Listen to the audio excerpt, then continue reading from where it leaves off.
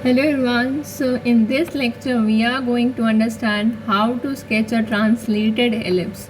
So this is a very good topic and एक बार बस समझ लिया ना तो समझ लो आपका काम बन गया.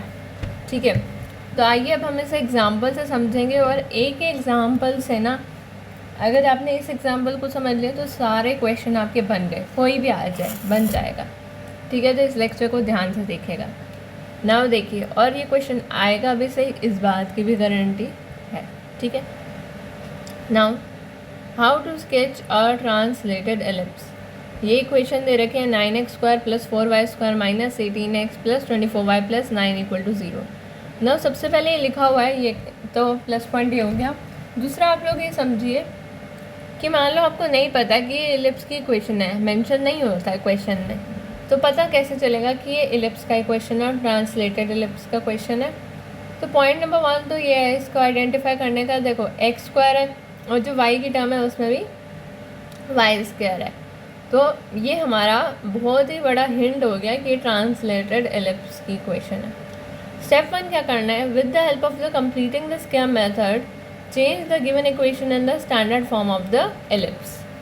नाउ इसमें translated standard form of ellipse में हमें इसे चेंज करना है.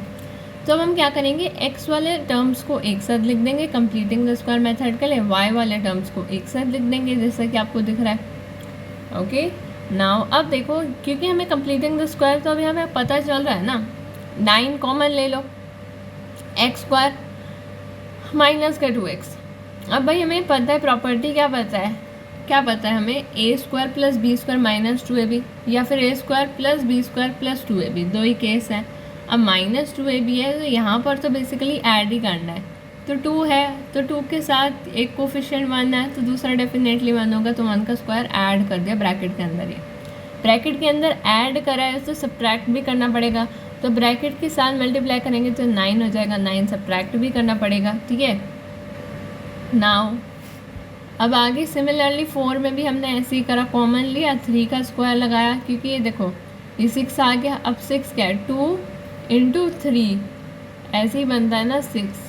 तो साफ पता चल गया हमें कि भाई 2 तो जो है वो क्वेश्चन का ही 2 होता है, मतलब इक्वेशन में 2ab. तो एक चीज़ 1 दे रखी है कोफिशिएंट, तो b क्या होगा, डेफिनेटली 3 होगा. 3 का स्क्वायर 9, 9 4 ये 36 माइनस का ये.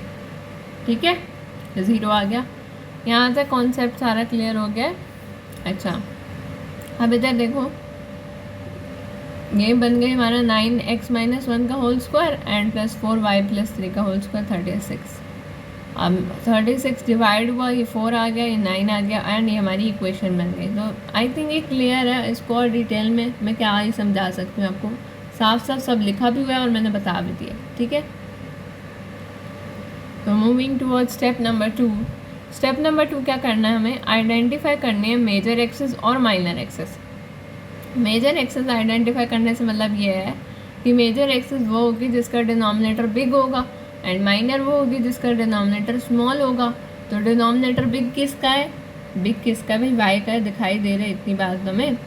तो वाई एक्सिस ये 3 क्या है, सेमी मेजर एक्सिस की लेंथ है, तो पूरी मेजर एक्सिस कितनी होगी, 6 यूनिट की होगी. राइट, ये कंसेप्ट भी क्लियर हो गया. अच्छा, अब यहाँ तक क्लियर हो गया तो आगे बढ़ते हैं, स्टेप 3 देखते हैं.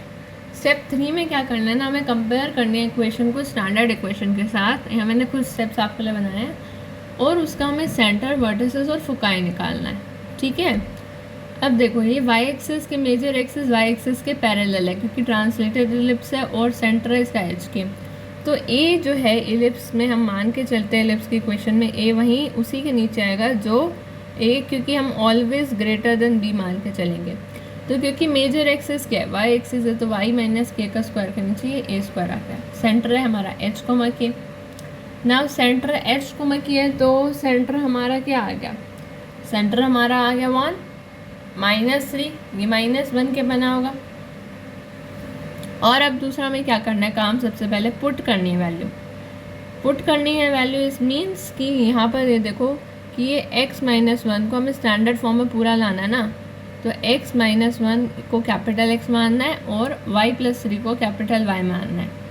ठीक है, तो ये स्टैंडर्ड इक्वेशन बेसिकली ये रही हमारी.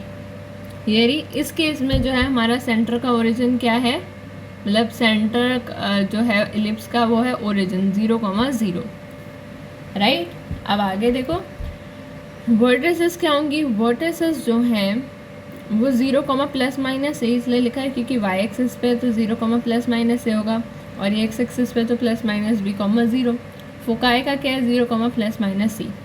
ए की वैल्यू 3, बी की वैल्यू ये 2, सी कैसे आता है root of a square minus b square, तो रूट ऑफ 5 आ गया। तो हम पहले नॉर्मली वैल्यू पुट कर देते हैं। जब ओरिजिन हमारा है 0,0 तो हमारे वर्टिसेस होंगे 0, plus 3, 0, minus 3, 2,0, minus 2,0, 0, root 5 and ये। अब हमें इसे चेंज करना है जब हमारी इक्वेशन ट्रांसलेटेड है एक्चुअल में। तो अब स्मॉल x की हम बात करें तो स्मॉल x की वैल्यू क्या होगी, कैपिटल X में +1, यानी ये जो जितनी भी वैल्यू है x वाली साइड इसमें +1 +1 +1 ऐड कर दो, और जितनी भी ये कैपिटल Y में से 3 है 3 माइनस माइनस कर दो, तो ये कोऑर्डिनेट्स आ गए। तो यहाँ तक फैक्ट एकदम क्लियर हो जाता है। आगे बात करते हैं अब हम। ओके, मूविंग फर्दर देखिए। अब जो हमारी ये इक्वेशन मान लो, ये जो स्टार इक्वेशन है ना, ये बेसिकली ये वाली इक्वेशन। अब एलिप्स है, एलिप्स में कोई ये तो है नहीं वर्टिसेस और उनके अलावा भी कुछ पॉइंट्स होते हैं।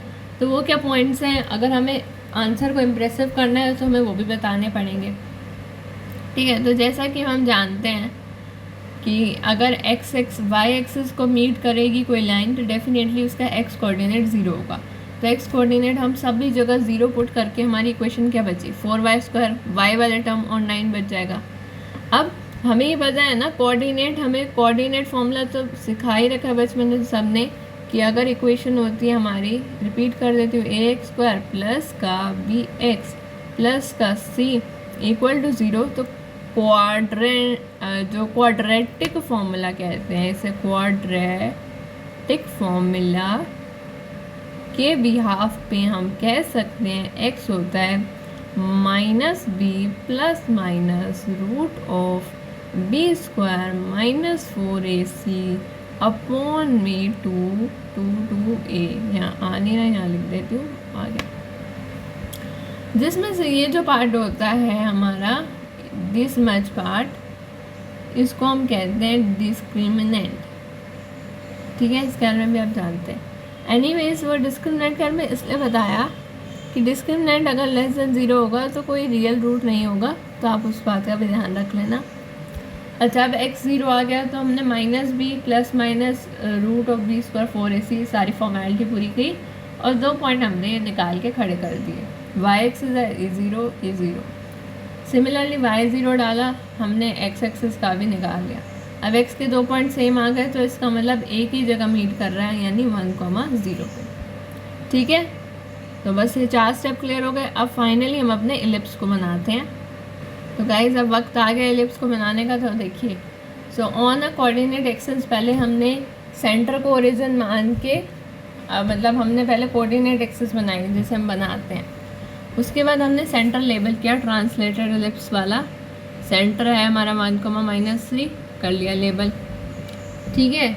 अब उसके बाद आपने क्या करना है, बाकी सब बाद में लेबलिंग करनी है। सबसे पहला काम आपने जो है मेजर एक्सिस और माइनर एक्सिस पैरेलल ड्रॉ कर लो। तो भैया major axis parallel to y axis क्या होगा, x = 1, parallel to y axis मतलब x कोऑर्डिनेट 0, x कोऑर्डिनेट 0 मतलब कैपिटल X कोऑर्डिनेट 0। इसका मतलब एक सेकेंड,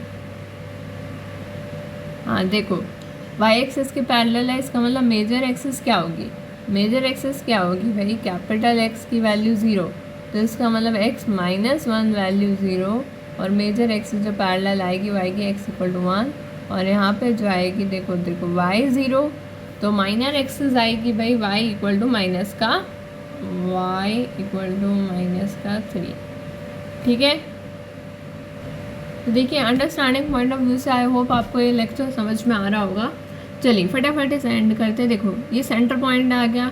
हाँ, तो पॉइंट ये है कि यार जो भी मतलब यहाँ मैंने लिखा हुआ है सेंटर से ईच साइड पे अलॉन्ग मेजर एक्सिस के हमें इलेबरेट करना है, ए की वैल्यू को इतना इलेबरेट करना है, और सेंटर से ही हमें ये माइनर एक्सिस पे जो बी की वैल्यू है उसे करना है, और उसकी हेल्प से एक तो पहले एक चौरस सा हमें बॉक्स बना देना है। अब उस बॉक्स की हेल्प से हम एलिप्स भी बना सकते हैं, बहुत ही प्यार से बन जाएगा एलिप्स भी। और ये पॉइंट हम चारों वर्टिसेस से एटलीस्ट लेबल कर ही सकते हैं, और साथ में हम 2 फोकाई भी लेबल कर सकते हैं। I hope guys this lecture must be helpful for you. Thanks for watching. So if you like the video, please share and subscribe to my channel. ठीक है, thank you guys.